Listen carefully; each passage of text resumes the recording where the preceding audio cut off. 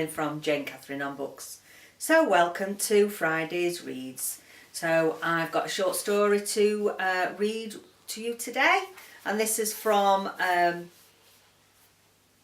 gone quiet now, The Rental Heart by Kirsty Logan. I featured in my last video for Friday's Reads, I'll link down below with some cracking short story collections. So this is called Origami. Another paper cut. Rebecca's hands were a mess, swollen with tiny cuts, peppered with dry patches. She'd have to make sure they were all healed before Sean got home, or he would know what she'd been doing. She checked the clock. Almost 6. She better get some dinner on. She pottered around the flat, checking the front door was locked and deciding which soup to heat. Sean was supposed to phone tonight. It had been nearly a week, but the phones on the oil rig were always in high demand. Rebecca understood, even though it was a shame that they had such little phone time. At least Sean only did trips of a month. Some of the engineers were away for 6 months at a time. Men with wives, children, pets and friends they didn't see for half a year. No wonder there was a mad rush at phone time. The men must be so lonely, stuck in the middle of the sea with no one to love. Weeks of meals for one, falling asleep in front of the TV, watching happy couples in bars and shops and restaurants, stuck in the middle of the city with no one to... She was halfway across the living room carpet. She must have been wandering towards the TV, or maybe the bathroom. The cupboard was that way too, but she wasn't about to make that mistake again. She hurried over to the cooker and took the soup off the flame. The inside of the pan crusted with blackened chunks. The smell of burning filled her throat. At 5 to 8, Rebecca was on the couch trying not to stare at the phone. The pan, bowl and spoon were washed and drying by the sink. The TV chewed. Nelson! The TV tuned to a reality show. She was fiddling the pages of the TV guide, but only because she was nervous about Sean's phone call. The pages were forming into fingers. With her thumbnail she scored lines of knuckles on the paper fingers. She placed them carefully on the coffee table, then started folding some toes. The paper was thin and brightly coloured. The knuckles creased across faces and times. She resisted the urge to pick up the phone on the first ring. She carefully arranged the paper digits, then answering on the 4th ring. "Hello?" She tried to sound husky. "Hello." Like she was halfway through a cigarette. "Hey, Bex." "Sean, baby." She bit her lip. That was too much. "How are you? How's work going?" In the silence she heard her muffled words back through the receiver. "It's good. Busy. Look, Bex, I've only got a couple of minutes." He paused, but she didn't say anything. The delay meant that they only ended up talking over one another. "I'm really sorry, but they want me to stay on for another week. I wouldn't, you know, but we could use the money." Rebecca listened to the clicking quiet after his words. "Bex? Bex, you there?" Yes, I'm here. Sorry. The delay. I thought you weren't finished." "So it's okay then, about the extra week?" Rebecca swallowed the lump in her throat as she stared at the cupboard door. Of course, yes, you're right, yes, the money would be nice. But, you know," she coughed, "I'll miss you. It's lonely here without..." "Bex, you won't..." They both started talking at the same time and had to spend a few minutes saying, "No, you go. No, you go." "Bex, it's just that... I know it's stupid, but last time, I mean, that you wouldn't... Right? It's stupid to ask, but I worry about it."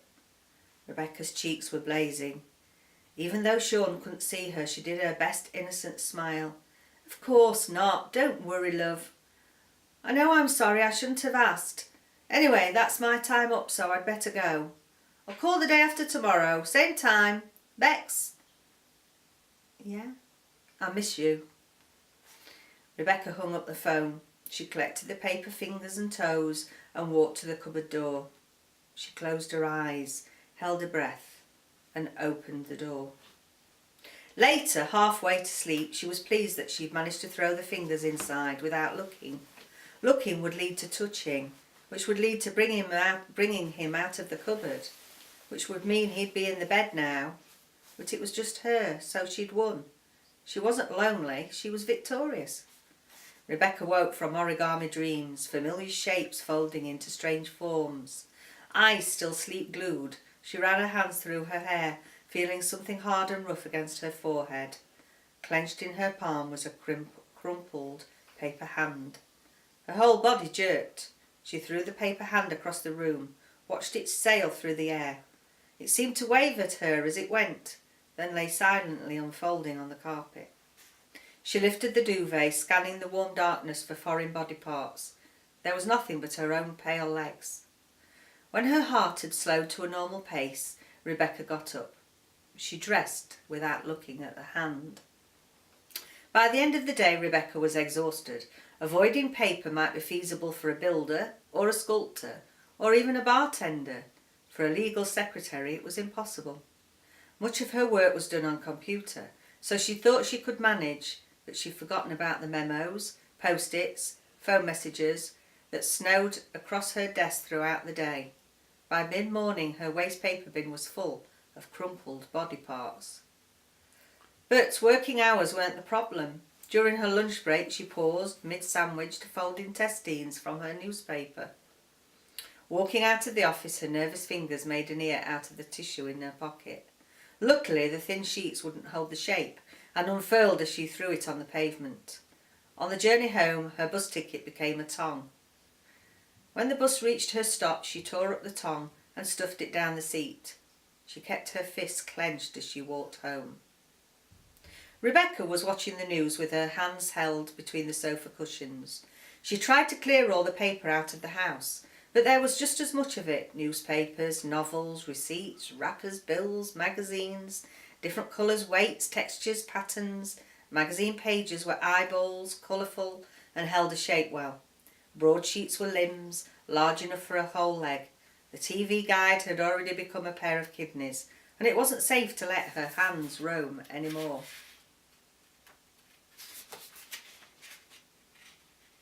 Oops, can't get the page open.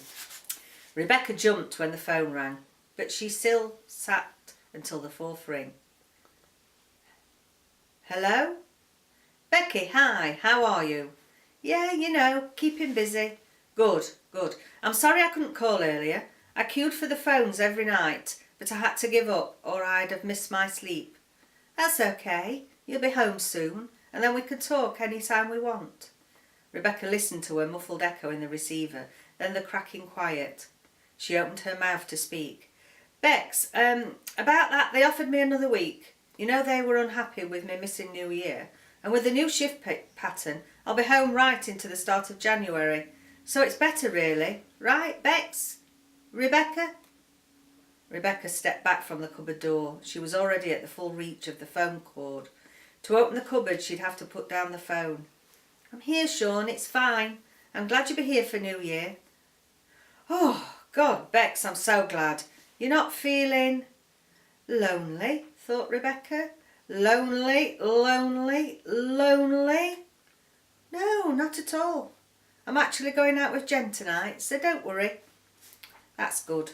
I put your photo beside my bed so I see you last thing at night and first thing in the morning. Your photo isn't very chatty though. I miss saying good morning and hearing you say it back. But look, I have to go. The phone queues are huge tonight. Everyone's giving me the evil eye. Okay. Love you. Love you too. Rebecca waited for the dial tone, then placed the phone at her feet. She smoothed down her skirt, neatened her hair and opened the cupboard door.